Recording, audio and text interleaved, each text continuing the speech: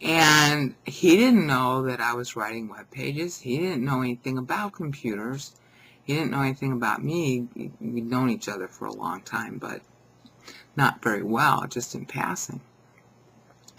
And he insisted that he had to save that computer for me. And of course, I got to take it from him because in 2 weeks he was saving it until he could see me, and he didn't know where I lived in the building. And of course, when I get it upstairs, I find out that it's, web ready, and that I could compose all these web pages offline and therefore save the $1,000 a month. So all I had to do was go out to Office Depot and actually buy the software that was on the computer to make it honest.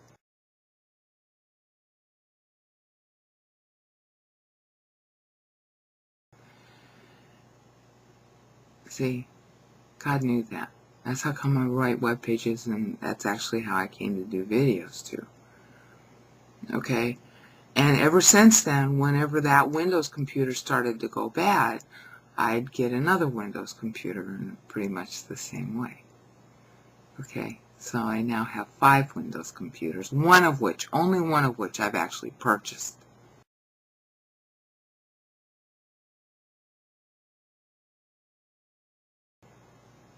Okay, so this story about, God putting things by the dumpster that I needed because I can't stand shopping and I need at least 2 of everything, demonstrates very obviously the paradox. Okay, because it's waste, right? It's somebody else's trash. But God turns it into a treasure. That's a paradox. Okay? Number 2, punctiliar. He's paying attention. Can you imagine?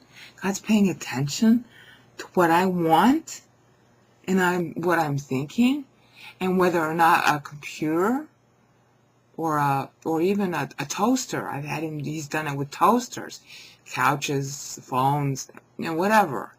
Just when I need them or I'm about to need them. I mean, he's trained me over the years. And when I see something in the dumpster, I think, well, then the one I have is probably going to go bad, a blender. Okay, I better take it because it's going to go bad, and sure enough, So that's the paradox. Obviously, he's being very punctiliar. That's P number 2. And P number 3, obviously, he's being very punning because he's talking back to the thing that I need. And, 2 is a punning. Okay, mirroring. All right. And each thing has all this meaning to it. Like, obviously, the fact that I was going to stop writing web pages because I felt like it wasn't right for me to do and because it was too expensive.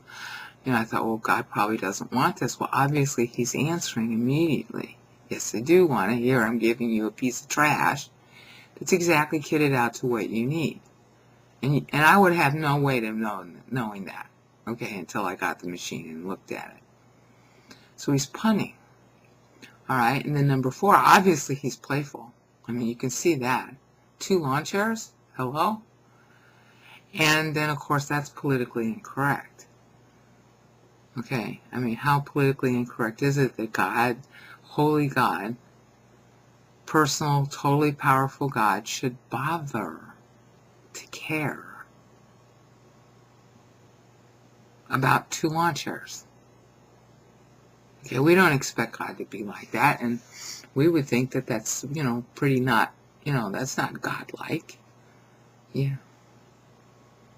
Because he's really God and not what we think God is, and so he pays attention to the smallest and stupidest things.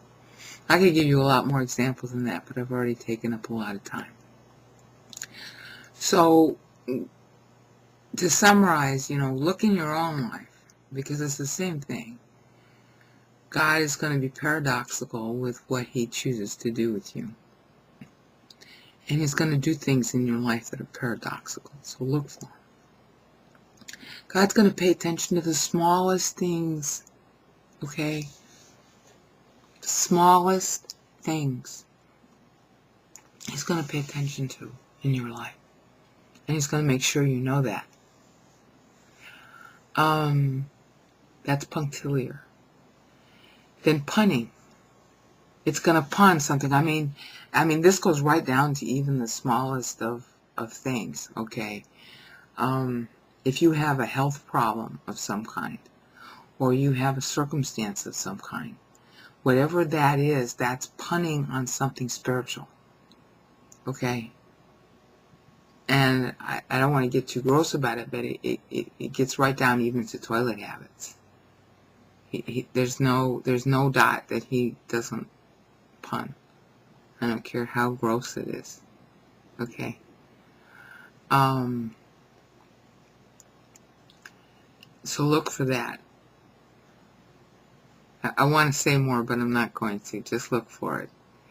Number 4 is very playful, obviously.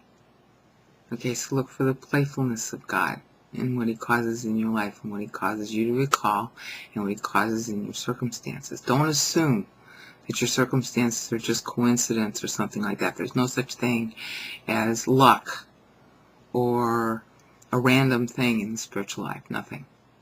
Everything's orchestrated for you. Okay. And then above all, look for political incorrectness, because that is God's number one emphasis. And the reason why He emphasizes political incorrectness is that He's constantly tweaking man's notions about good.